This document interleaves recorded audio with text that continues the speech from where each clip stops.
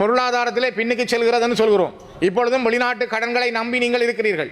வெளிநாட்டு கடன் இல்லாவிட்டால் இலங்கை வாழ முடியாது. பெருந்தோட்ட உற்பத்தி விழுந்து போய் கொண்டிருக்கிறது. சிஐடியினர் சென்று பள்ளிவாசலில் இருக்கின்ற மௌலைமாரை பயமுறுத்தி விசாரணைகளை செய்கிறார்களாம். ஏனென்று கேட்டால் அங்கே ஒரு மௌலை வந்து பயான் பண்ணிவிட்டு சென்றாராம். உங்களுக்கு தெரியும், இந்த நாட்டிலே தமிழ் சமூக இளைஞர்கள் சைனட்டை கட்டிக்கொண்டு நாடு வேண்டும் என்று போராடிய வரலாறு இருக்கிறது. நாடு வேண்டும் என்று போராடியவர்கள் தான் உங்களுடைய ஜனாதிபதியை நம்பி, கடந்த என்பிபி அதாவது அரசாங்கத்தை நம்பி ஜனாதிபதி தேர்தலிலே வடகிழக்கில் கூட அதிகபட்ச வாக்களை நீங்கள் பெற்றீர்கள். இந்த நான் நினைக்கிறேன் வெளிச்சக்தி அமைச்சரும் இங்கே இருக்கின்ற காரணத்தினால் இந்த விடயத்தை கருத்திலே எடுங்கள். இன்றைய நாள் அதற்கு மிக பொருத்தமான ஒரு நாளும் கூட. கிராஞ்சியிலே கொண்டு வரப்பட இருக்கின்ற காற்றாலை மின்சார நிகழ்வை உடனடியாக அந்த திட்டத்தை நிறுத்தி டயனட்டை கட்டிக்கொண்டு நாடு கேட்டு போராடிய இளைஞர்கள் சார்ந்த ஒரு கட்சி தான் புலட் கட்சி. அவ்வாறானவர்கள் இந்த ஆயுதத்தை கலாச்சாரத்தை விட்டு பாராளுமன்றத்திலே அதாவது இன்று இருக்கிறார்கள். அதே வேதநாயகம் அவர்கள் கூட இந்த யுத்தத்தால் பாதிக்கப்பட்டவர். அவர் கூட சிஐடியிலே பல மாதங்கள் அடைக்கப்பட்டவர். அவர் பூலிலே இருந்த பொழுது நான் தான் அன்று அரசாங்கத்தில் அமைச்சராக இருந்த பொழுது அவருக்கு அரசாங்க அதிபர் பதவியை மன்னாருக்கு பெற்றுக் கொடுத்தவர். கிளிநொச்சி மாவட்டத்தினுடைய கிராஞ்சி கிராமத்திலே, கிராஞ்சி, வலைப்பாடு, வேரவில் போன்ற கிராமங்களை உள்ளடக்கிய பகுதி ஒரு கிளிநொச்சியினுடைய மேற்கு பகுதியிலே தனியான ஒரு தீவு பகுதி போல காட்சியளிக்கின்றது.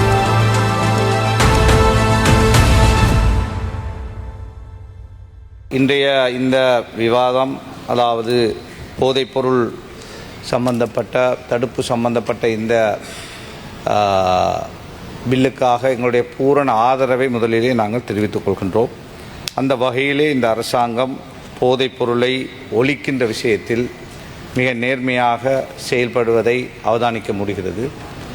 இன்னும் இந்த நாட்டிலே வருங்கால சந்ததியினரை பாதுகாக்க வேண்டிய தார்மீக பொறுப்பு இருக்கின்ற அரசுக்கு மாத்திரமல்ல, நாட்டு மக்கள் எல்லோருக்கும் இருக்கின்றது. இந்த விடயத்திலே மத தலைவர்களையும் அரசியல் தலைமைகளையும் கல்வியலாளர்களையும் இணைத்து கொண்டு வருங்கால இளைஞர் சமூகம் போதை பாவனைக்கு உட்படாமல் இருப்பதற்கான வழிவகைகளை இந்த அரசாங்கம் திட்டமிட்டு செய்ய வேண்டும்.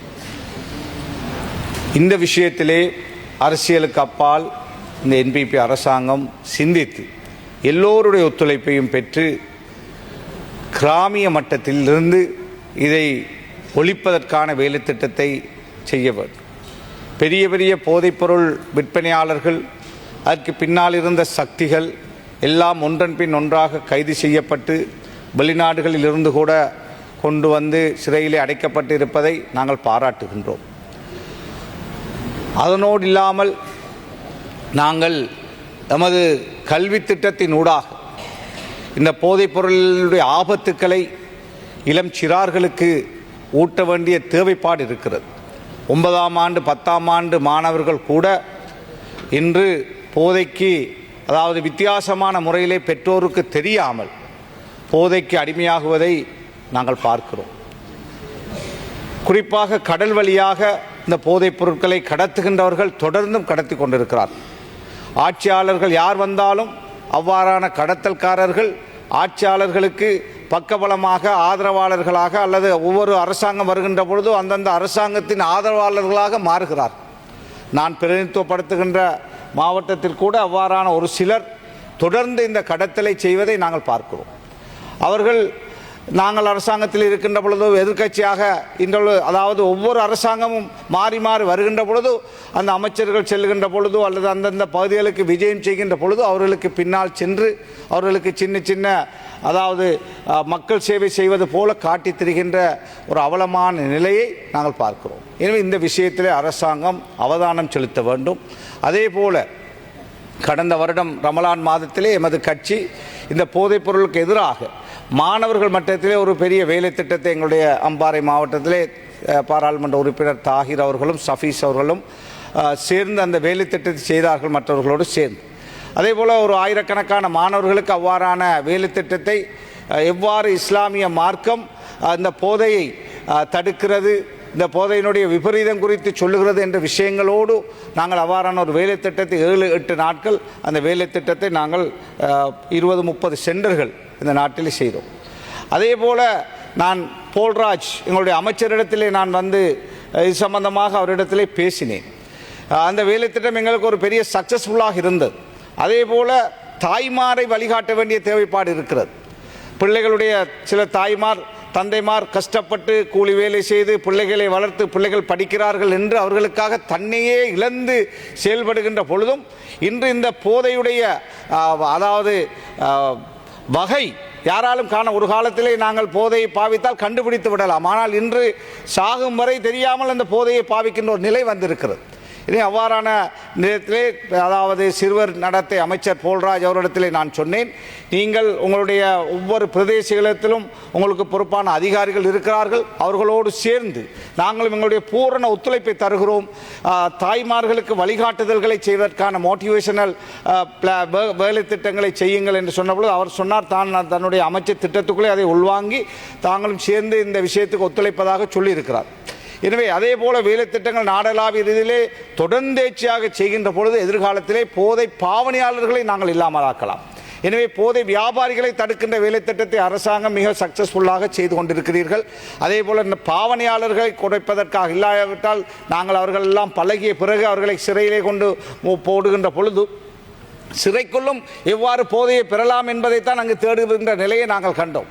கடந்த ராஜபக்ச அரசாங்கம் பல மாதங்கள் என்னை சிறையில் அடைத்த பொழுது நான் பார்த்தேன், போதையை பாவித்துவிட்டு வருகின்றவர்கள் அங்கே எவ்வாறு போதைப் பொருட்களை பெறலாம் என்பதற்கான வேலை திட்டங்களை நடிச்சாமங்களிலே மதில்களின் ஊடாக போதைப் பொருட்கள் எரிகின்ற சத்தங்கள் கேட்கும். ஏன் அவ்வாறான அந்த வேலை திட்டம் அதை பாவிக்காமல் இருக்க முடியாதவர்களுக்கு அங்கும் அதற்கான எனவே அதை தடுப்பதற்கான வேலை திட்டத்தை திட்டமிட்டு செய்ய வேண்டும் என்று மிக வினயத்தோடு நான் வேண்டுகின்றேன். அதே போல முசலி பிரதேசத்திலே அண்மை காலமாக சிஐடியினர் சென்று பள்ளிவாசலில் இருக்கின்ற மௌலைமாரை பயமுறுத்தி விசாரணைகளை செய்கிறார்களாம். ஏனென்று கேட்டால் அங்கே ஒரு மௌலை வந்து பயான் பண்ணிவிட்டு சென்றாராம். அந்த பயானுக்கு ஏன் நீங்கள் எல்லாம் சென்றீர்கள் என்று ஒவ்வொரு பள்ளியாக சென்று இருக்கின்ற மௌலைமார்களை கொழும்புக்கு அழைத்து விசாரிக்கிறார்களாம், அல்லது அங்கு போயும் விசாரிக்கிறார்களாம். எனவே ஒரு அச்சுறுத்தலான ஒரு நிலையை அந்த பகுதியிலே ஏற்படுத்தி இருக்கிறார்கள். தயவு செய்து போலீஸுக்கு பொறுப்பான பிரதி அமைச்சர் இருக்கிறீர்கள், இது சம்பந்தமாக சிஐடி இடத்திலே கேட்க வேண்டும். ஏன் மத தலைவர்களை அவ்வாறு போய் ஏதாவது காரணம் இருந்தால் பரவாயில்லை, யாரோ ஒரு பெட்டிஷன் ஒன்று போட்டு விட்டார்கள் என்பதற்காக ஒவ்வொரு பள்ளியில் இருக்கின்றவர்களை கொழும்புக்கு அழைத்து விசாரிப்பதாக நான் அறிகிறேன். இது சம்பந்தமாக எதிர்காலத்திலே கவனமாக நடந்து கொள்ளுமாறு வேண்டுகோள் விடுக்கின்றேன். அடுத்த விஷயம், வவுனியா மாநகர சபையுடைய தலைவர் காண்டீபன் ஒரு கல்விமான், ஒரு ஆசிரியர், ஒரு நல்ல குடும்பத்திலே உள்ளவர். ஆனால் அவர் புலட் இயக்கத்தை சார்ந்தவர். உங்களுக்கு தெரியும், இந்த நாட்டிலே தமிழ் சமூக இளைஞர்கள் சைனட்டை கட்டிக்கொண்டு நாடு வேண்டும் என்று போராடிய வரலாறு இருக்கிறது. நாடு வேண்டும் என்று போராடியவர்கள் தான் உங்களுடைய ஜனாதிபதியை நம்பி கடந்த என்பிபி அதாவது அரசாங்கத்தை நம்பி ஜனாதிபதி தேர்தலிலே வடகிழக்கில் கூட அதிகபட்ச வாக்களை நீங்கள் பெற்றீர்கள். அவ்வாறு உங்களின் மீது ஒரு பெரிய நம்பிக்கையை தமிழ் பேசுகின்ற மக்கள் தந்திருக்கிறார்கள். அவ்வாறு போன பாராளுமன்ற தேர்தலில் அதிகபட்ச வாக்கை வன்னியிலும் யாழ்ப்பாணத்திலும் நீங்கள் பெற்று 2 பாராளுமன்ற உறுப்பினர்களை பெற்றிருக்கிறீர்கள். இது ஜனநாயகத்தினூடாக நீங்கள் பெற்ற வெற்றி. ஆனால் அந்த ஜனநாயகம் அழிந்துவிடக்கூடாது. அவ்வாறு டயனட்டை கட்டிக்கொண்டு நாடு கேட்டு போராடிய இளைஞர்கள் சார்ந்த ஒரு கட்சி தான் புலட் கட்சி. அவ்வாறானவர்கள் இந்த ஆயுதத்தை கலாச்சாரத்தை விட்டு பாராளுமன்றத்திலே அதாவது இன்று இருக்கிறார்கள். அதே போல மாநகர சபையிலே உறுப்பினராக இருக்கின்றவர்களை உறுப்புரிமையை நீக்குவது ஒரு நியாயமான காரணம் இருக்க வேண்டும். சந்தைக்கு இடம் கொடுத்தார் என்பதற்காக அல்லது டிசிபியிலே முடிவெடுத்தோம் நாங்கள் வியாபாரிகளை வேறு இடத்துக்கு மாற்றுவது, அது ஒரு காரணத்தை போட்டு இன்னும் ஒரு சின்ன காரணங்களை போட்டு ஆளுநர் என்ன செய்திருக்கிறார், அவருடைய மாநகர சபை பதவியை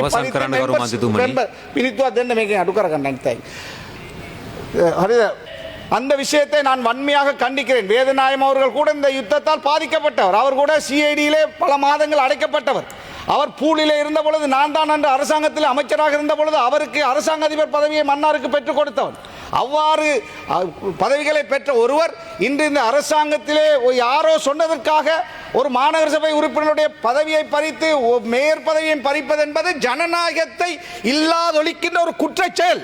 இது வேதநாயகம் வரலாறு முழுக்க செய்த ஒரு மாபெரும் தவறாக பார்க்கப்படும்.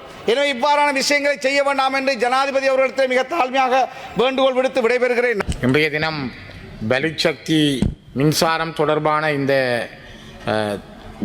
விவாதத்தின் பொழுதான பொழுது மிக முக்கியமாக நாட்டிலே இயற்கையின் வழியிலே நீங்கள் மின்சாரங்களை பெறுவதும் ஏற்கனவே இருக்கின்ற நீர் மின்சாரத்தின் ஊடாகவும் நாட்டினுடைய மின்சார தேவைகள் பூர்த்தி செய்யப்படுவதற்கான முயற்சிகள் மேற்கொள்ளப்படுகின்றன.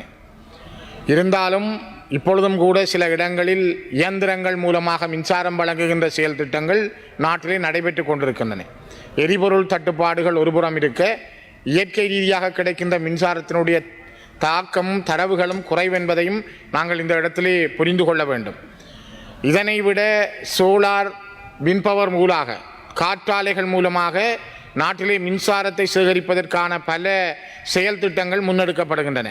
அந்த செயல் திட்டங்களில் அண்மையிலே மன்னார் மாவட்டத்தில் தொடர்பிலே மிகப்பெரிய அளவான விமர்சனங்கள், மிகப்பெரிய அளவிலான போராட்டங்கள் நடைபெற்று ஒரு முடிவுக்கு வந்திருந்தது. அது ஜனாதிபதி வரைக்கும் சென்று ஒரு முடிவுக்கு கொண்டு வரப்பட்டது.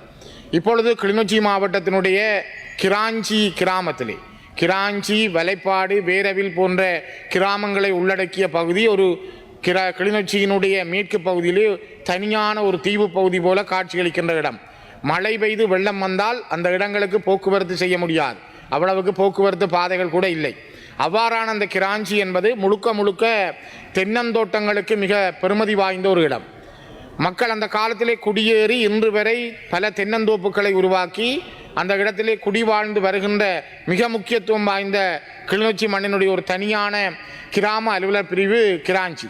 இந்த கிராஞ்சியினுடைய கிட்டத்தட்ட 2000 ஏக்கர் பகுதிகள், கிராஞ்சியினுடைய தெற்கு பகுதியாக இருக்கின்ற பிரதேசங்களில் காற்றாலைகள் மூலம் மின்சாரத்தை பெறுவதற்காக அரசாங்கம் முயற்சிக்கிறது என்ற அடிப்படையில் அங்கிருக்கின்ற 4000க்கும் மேற்பட்ட தென்னை பிள்ளைகள் இவ்வளவு காலமும் நட்டு உருவாக்கி பயன்பெறுகின்ற இந்த நேரத்திலே பல 100 குடும்பங்களுடைய தென்னம்பிள்ளைகள் அழிக்கப்படுகின்றன. ஏன் அந்த தென்னம்பிள்ளைகளை அழித்துத்தான் அந்த காற்றாலைகளை உருவாக்க வேண்டுமா? அந்த மக்கள் தொடர்ந்து போராட்டங்களை முன்னெடுத்தார்கள். பல கடிதங்களை ஜனாதிபதிக்கு எழுதியிருக்கிறார்கள், அரசாங்க அதிபருக்கு எழுதியிருக்கிறார்கள். ஆனால் இதுவரை அவர்களுக்கான ஒரு நல்ல செய்தி இந்த அரசாங்கத்தினால் கொடுக்கப்படவில்லை என்பதுதான் துரதிர்ஷ்டவசமானது. ஆகவே கிராஞ்சி பகுதி மக்களுடைய உண்மையான கோரிக்கையை, அந்த கிராஞ்சி, வேரவில், வலைப்பாடு பகுதிகளிலே வாழுகின்ற மக்களுடைய, குறிப்பாக கிராஞ்சி பகுதி கிராமத்தினுடைய மக்களுடைய கோரிக்கையை அரசாங்கம் செவிசாய்க்க வேண்டும். அவற்றுக்கான அந்த இடங்களில் காற்றாலைகளை அமைப்பதை விட இன்னும் பல திறந்த வெளிகள், தரிசு நிலங்கள் அங்கே உண்டு, அந்த பகுதிகளிலே உண்டு. அவ்வாறான பிரதேசங்களை தெரிவு செய்து காற்றாலைகளை அமைப்பதற்கு அவர்கள் எதிர்ப்பல்ல. ஆனால் அவர்களுடைய வாழ்வாதாரமாக நீண்ட நெடுங்காலமாக அவர்கள் தங்களுடைய உடல் உழைப்பால் உருவாக்கிய தென்னந்தோட்டங்களை அழித்து அந்த இடங்களிலே நீங்கள் காற்றாலைகளை அமைக்க முனைவதும், அதனூடாக மின்சாரம் எடுக்க முனைவதும், பல குடும்பங்களை அதிலே இருந்து இடம்பெயர்க்க பண்ணுவதும் மிகவும் மோசமானது. அது ஒரு மனித குலத்துக்கு ஏற்படுத்தப்படுகின்ற மிகப்பெரிய குந்தகம். ஆகவே நான் நினைக்கிறேன், வலிசக்தி அமைச்சரும் இங்கே இருக்கின்ற காரணத்தினால் இந்த விடயத்தை கருத்திலே எடுங்கள். இன்றைய நாள் அதற்கு மிக பொருத்தமான ஒரு நாளும் கூட. கிராஞ்சியிலே கொண்டு வரப்பட இருக்கின்ற காற்றாலை மின்சார நிகழ்வை உடனடியாக அந்த திட்டத்தை நிறுத்தி அதனை வேறொரு பிரதேசத்துக்கு, தரிசு நிலங்கள் அல்லது காற்று வரக்கூடிய வேறு வழிகளுக்கு மாற்றுமாறு நான் வினயமாக இந்த இடத்திலே கேட்டுக்கொள்கின்றேன். அதே நேரம் கிளிநொச்சி மாவட்டத்தினுடைய விவசாயிகள், மட்டக்களப்பு மாவட்டத்தினுடைய விவசாயிகள் அண்மை காலங்களிலே கௌரவ தலைமை தாங்கும் உறுப்பினர் அவர்கள் சில போராட்டங்களை முன்னெடுத்திருந்தார்கள்.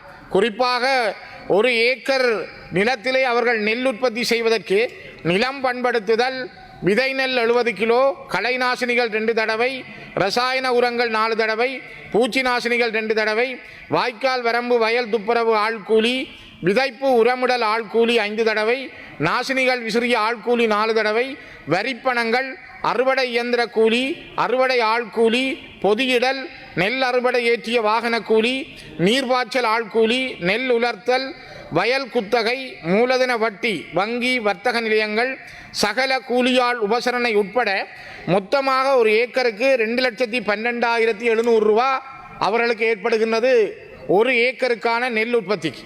ஆனால் 1 ஏக்கருக்கு அவர்கள் அறுவடை செய்வது 1750 கிலோகிராம். அந்த 1750 கிலோகிராமை 120 ரூபா படி 2,10,000 ரூபாவுக்கு தான் அவர்கள் விற்கக்கூடியதாக இருக்கிறது. மொத்த செலவு 2,700 ரூபா, மேலதிகமாக அவர்களுக்கு 2,700 ரூபா செலவு ஏற்படுகிறது.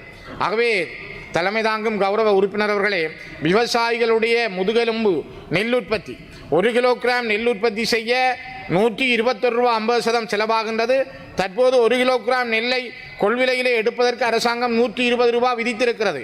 எனவே 1 கிலோகிராம் நெல்லை 135 ரூபாய் உத்தரவாத விலையாக அரசு நிர்ணயித்து தர வேண்டும் என இந்த விவசாயிகள் கோரிக்கை முன்வைக்கிறார்கள். அதேபோல 2026 சிறுபோக நெல் அறுவடை இன்னும் 2 வாரங்களில் ஆரம்பமாக உள்ளதால் நெல் சந்தைப்படுத்தும் சபை நெல் கொள்வனவு செய்ய அரசு ஆவண செய்ய வேண்டுகிறோம். கிளிநொச்சியில் நெல் சந்தைப்படுத்தல் சபையின் நெல் களஞ்சியங்கள் நிரம்பிய நிலையில் உள்ளதால் சிறுபோக நெல் கொள்வனவுக்கு வசதியாக களஞ்சியங்களை வெற்றாக்க அரசு ஆவண செய்ய வேண்டுகிறோம். தனியார் நெல் விலையை வீழ்ச்சியடைய செய்யும் முறைமைகளை கட்டுப்படுத்த உடன் உரிய நடவடிக்கைகளை எடுக்க வேண்டுகிறோம் என சுகந்தன் தலைவர் உட்பட அதில் இருக்கின்ற பல உறுப்பினர்கள் கையொப்பமிட்டு கடிதத்தை ஜனாதிபதிக்கு அனுப்பியிருக்கிறார்கள்.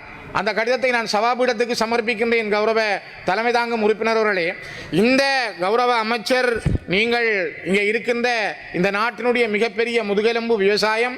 இந்த விவசாயத்தினுடைய நடவடிக்கைகளை சரியாக நீங்கள் புரிந்து கொள்வீர்கள் என்று நினைக்கிறேன்.